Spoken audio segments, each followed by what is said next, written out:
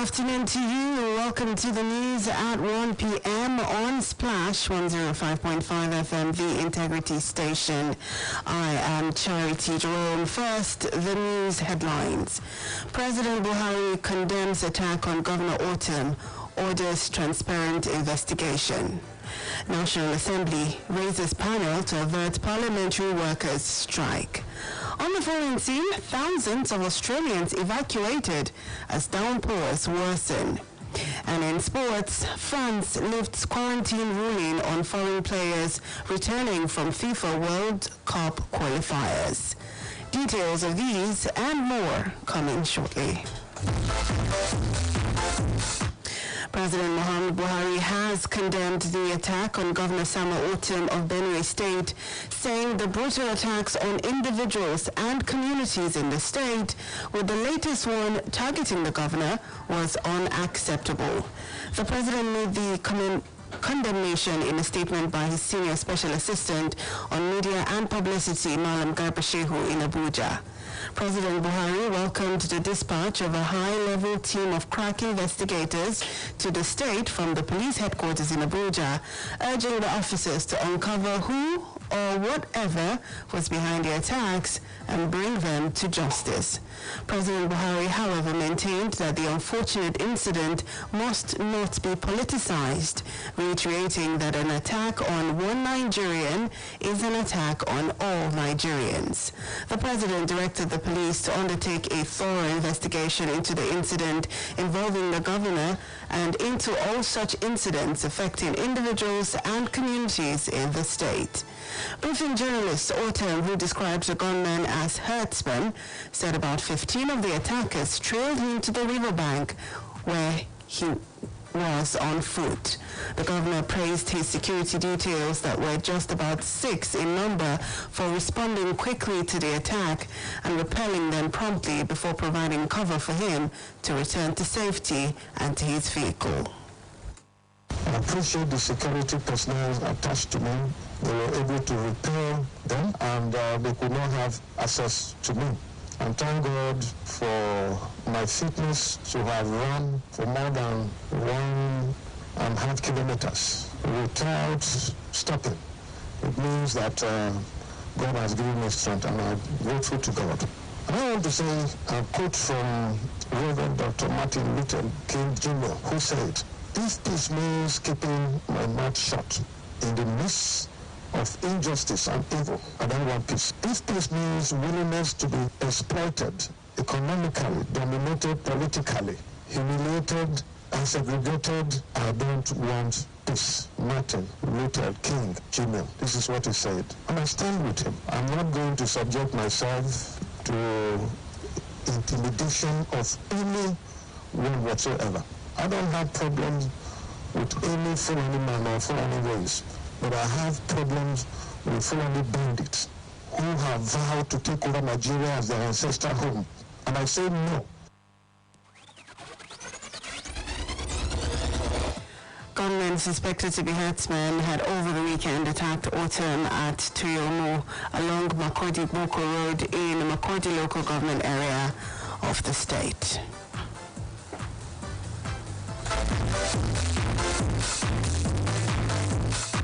Meanwhile, the Nigeria Governors Forum, NGF, says the news of the broad daylight attempt to cut short the life of the governor of Benue State, Dr. Samuel Ortom, is shocking and a rude awakening.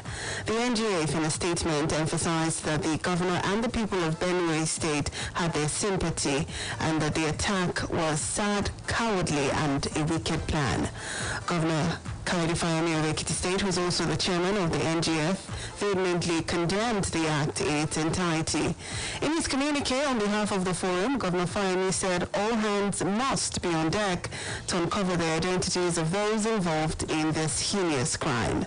The NGF chairman further noted that while all governors will continue to pray for Governor Ortom, the attention of all evildoers must be drawn to the fact that not only will they continue to fail in their wicked acts, but they will also definitely be traced and punished for their crimes, no matter how long it takes.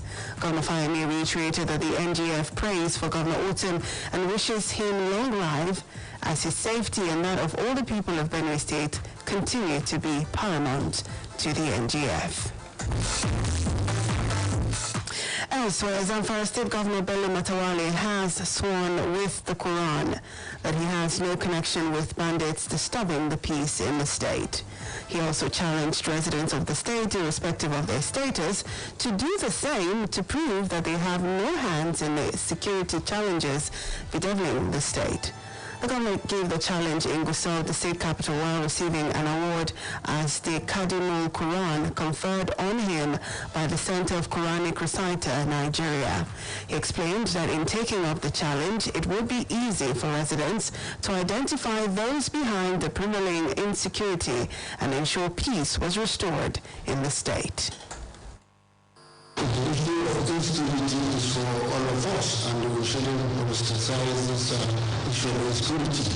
I have sworn with the Quran that if I know, or if I am part of, or I know anybody who are connected with, or with my heart, or any of my family, may Allah did not give me a second in this life.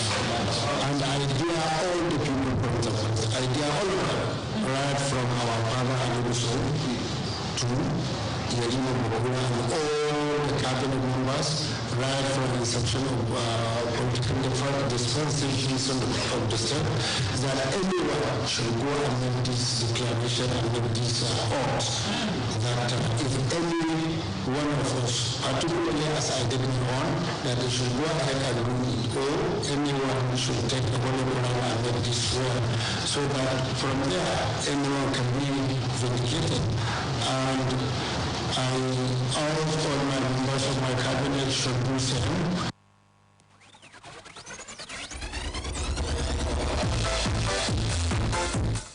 Away from security matters now, the clerk of the National Assembly, Olatunde Ojo, has constituted a 9-member committee to fashion out modalities for the implementation of the national minimum wage and other demands of the parliamentary workers in order to avert the proposed strike by the workers.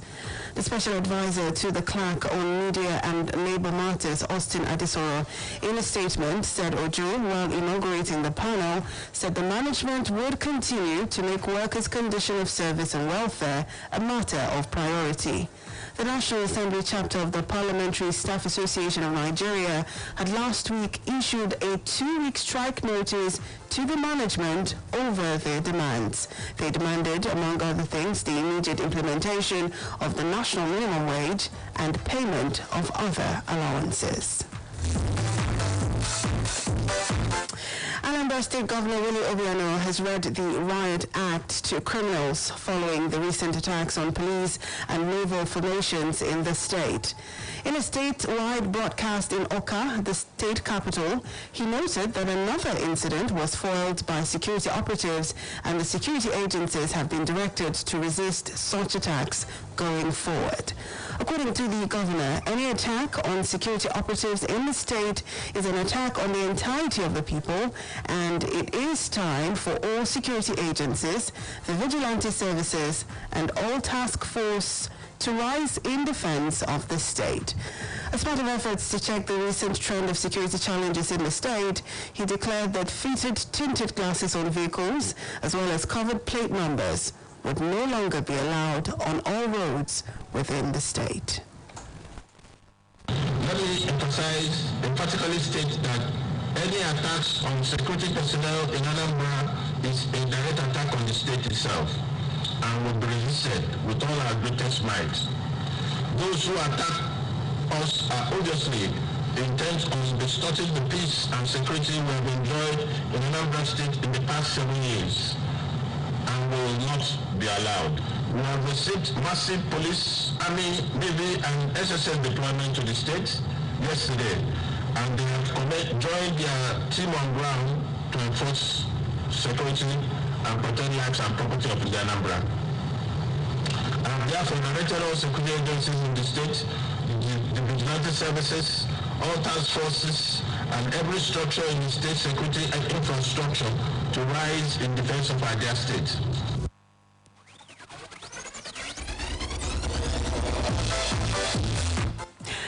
Ghana government has reiterated its commitment to completing the rehabilitation of the Port Harcourt refinery, saying it would be functional within 18 months.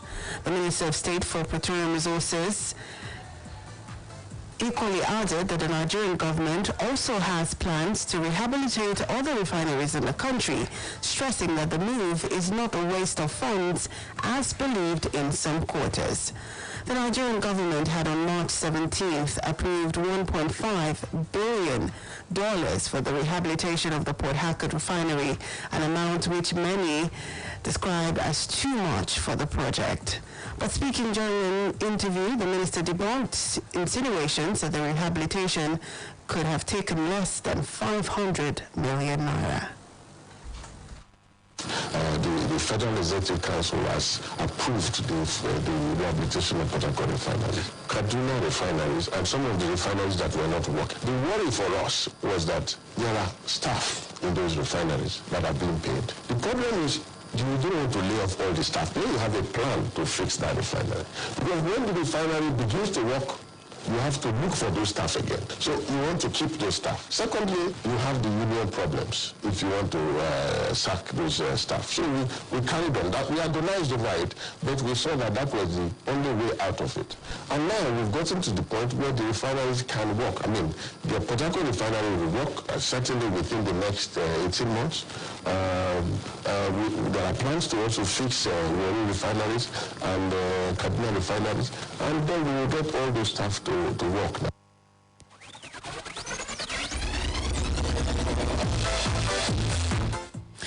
To COVID news now, the Nigeria Center for Disease Control, NCDC, has recorded 86 new cases of COVID-19, bringing the total number of infections in the country to 161,737. The NCDC disclosed this on its official Twitter handle on Sunday. From an all-time high of 2,314 cases on January 22nd, 2021, of the country's new daily positive cases have come down to 86 as of March 21st, 2021. The center said the 86 new cases were reported from 6 states and the FCT.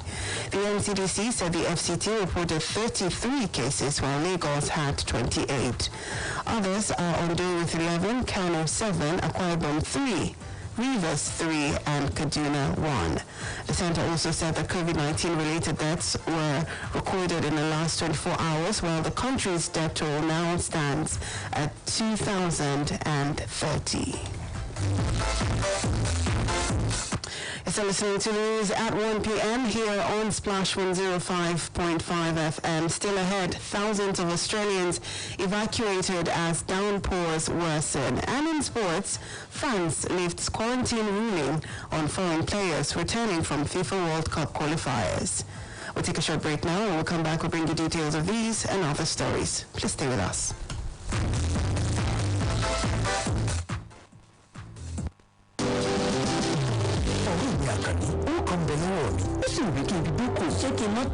Fresh Farms ní kó o bá dòwò pọ̀ ní ìbá kẹsọ̀rọ̀ ọ̀nù ilé lówó rẹ̀ wọ́n bá ṣiṣẹ́ fún ọ. Tuntun dé o fún gbogbo èèyàn. Ìgbélárugẹ sí àgbẹ̀ abisuta lóko abàgbàdo pọ̀ wà lọ́rùn èdè. Fresh Farms iléeṣẹ́ abánipínlẹ̀ ọ̀la lẹ́ka ètò ọ̀gbẹ̀ ló ń ṣe bẹ̀bẹ̀ láti máa fi sí àgbẹ̀ pínlẹ̀ ọ̀la fún gbogbo èèyàn. Nípa pípín èrè oko òòjọ́ Fresh Farms produce káàkiri orílẹ̀-èdè Nàìjíríà àti nípa ìbánidókòwò lẹ́ka ètò ọ̀gbẹ̀. Fẹ́ẹ̀sì máa rírè ní tabua sí ìlànà àròjẹ àti tọ́ládà ńlá.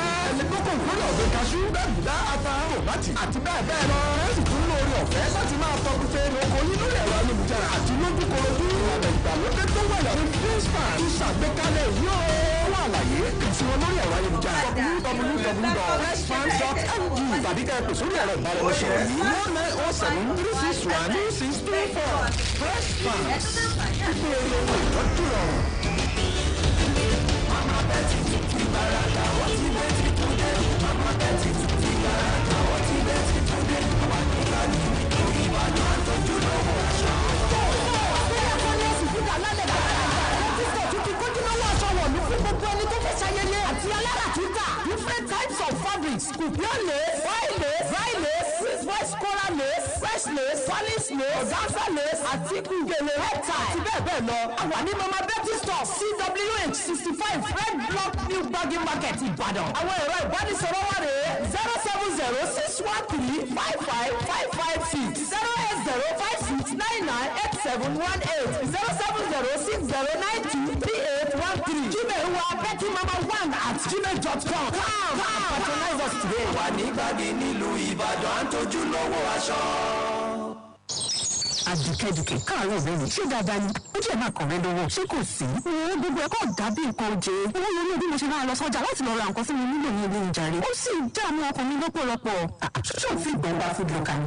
Ibì kan ṣoṣo tí o ti lè ra gbogbo tẹ́nu jẹ lóríṣiríṣi lọ́wọ́ tí ò dájára lọ. Ṣé o fẹ́ gan food locker máa bí gbogbo ìwà báyìí níbikíbi tó bá wà. Ìwọ́n ṣàtìlọ sórí www.foodlocker.com.ng tọ́ka sí ohun gbogbo tó bá fẹ́ láì fàkókò ṣòfò wá sí ìgbé wa báyìí. O lè rí àwọn oúnjẹ bíi iṣu, gàrí, ẹran, èdè, ẹ̀fọ́, adìyẹ, èso, kódà wọ́n tún ta ògì pẹ̀lú àti àwọn èlò oúnjẹ ilẹ̀ òkèèrè. Ẹ sí wọn lórí www.foodlocker.com.ng kó ra gbogbo nǹkan onírọ̀rùn. Ó ní ilé iṣẹ́ wọn wà ní Ìbàdàn. Ó sì tún lè fi ṣọwọ́ sí níbikíbi tí ẹ bá wà. Kódà ó lè lọ sórí Google Play Store láti gba áàpù wọ sórí ẹ̀rọ alágbèéká. Ìròyìn ayọ̀ gbọ́ àlè yìí o. Ó ṣé ọ̀rẹ́ mi okú àgbálẹ̀ mi www.foodlocker.com.ng. Ìdásílẹ̀ mi. Fún àlàyé síwájú sí ẹ pé Foodlocker sórí 0903-178-7037. Foodlocker ra gbogbo oúnjẹ lójú kan ìrọ̀rùn ló bá dé. Introducing the new Hollandia Slim Evaporated Milk. Hollandia Slim Evaporated Milk has all the nourishment of milk with 50% less fat. It is evaporated milk that contains high calcium, 7B vitamins, vitamin D3, phosphorus, and magnesium. It comes in 3-pack sizes, and the 60-gram pack is 50 naira only. Hollandia Slim Evaporated Milk. All the nourishment of milk. 50% less fat.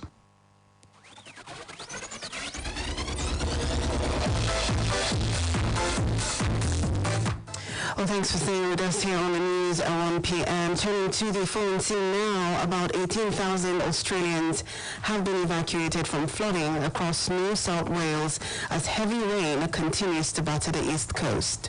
Days of torrential downpours have caused rivers and dams to overflow around Sydney, the state capital, and in southeast Queensland. Officials say the one-in-a-50-year event may continue all week and have urged the public to exercise caution.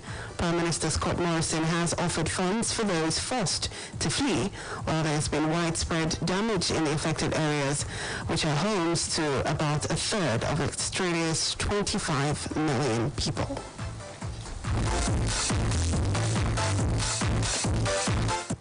The European Union's 27 foreign affairs ministers are expected to endorse sanctions against various individuals and entities for human rights abuses today. According to EU diplomats at a meeting in Brussels, the ministers are to agree to sanction 4 individuals and 1 entity from China for the involvement in human rights abuses on the Uyghur population in Xinjiang province. Under a recently established global human rights sanctions mechanism, the bloc has drawn up asset freezes and travel bans.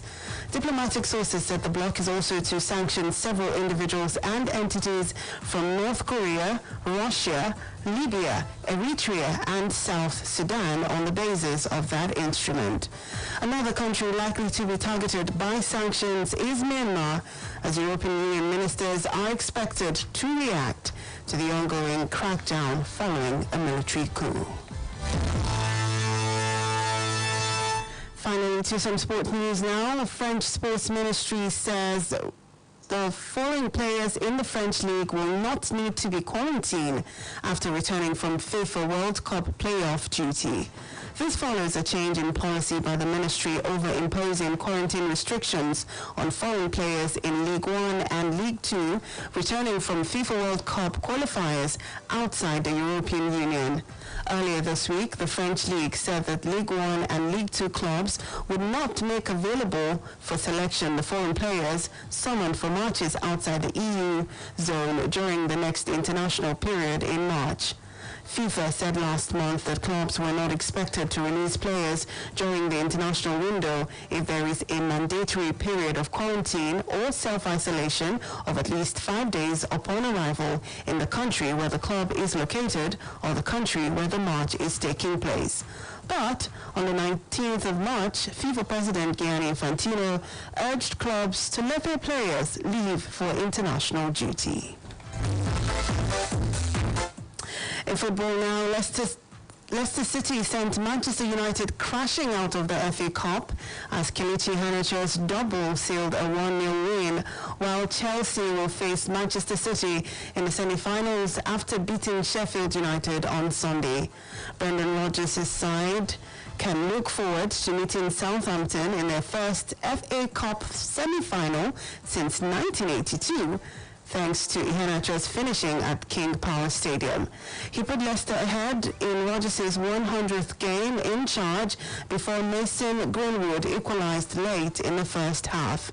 Yuri Telemans restored Leicester's lead, and Nigeria's striker Iheanacho wrapped up their only second win over Manchester United in 23 years and their first since 2014. Leicester, who have never won the FA Cup and last reached the final in 1969, will head to Wembley to face Southampton in April. Manchester United's exit ended their run of 29 away games without defeat in all domestic competitions since losing at Liverpool in January of 2020. And just before we go, here's a quick recap of the major headlines. President Muhammadu Buhari has condemned the attack on Governor Otom of Benue and has ordered a transparent investigation. National Assembly has raised the panel to avert parliamentary workers' strike. On the phone scene, we told you that thousands of Australians have been evacuated as downpours worsen. And in sports, France has lifted quarantine ruling on foreign players returning from FIFA World Cup qualifiers. For more details on the news, you can visit our website on www.splashfm1055.com. Now you can download Splash FM mobile app on iOS, BlackBerry World, and Google Play Store to listen live, get news updates, and opinion poll. You can also report an event live to us through the iReport feature. To download, simply go to any of the stores mentioned and search for Splash FM 105.5 and then click to download. We now have come to the end of the news on Splash 105.5 FM, the integrity station and the best radio station in the southwest of the country. The news editor is Tunde Olawo, assisted by Chinwe Churchill. I am Charity Jerome. Good afternoon and thank you for listening.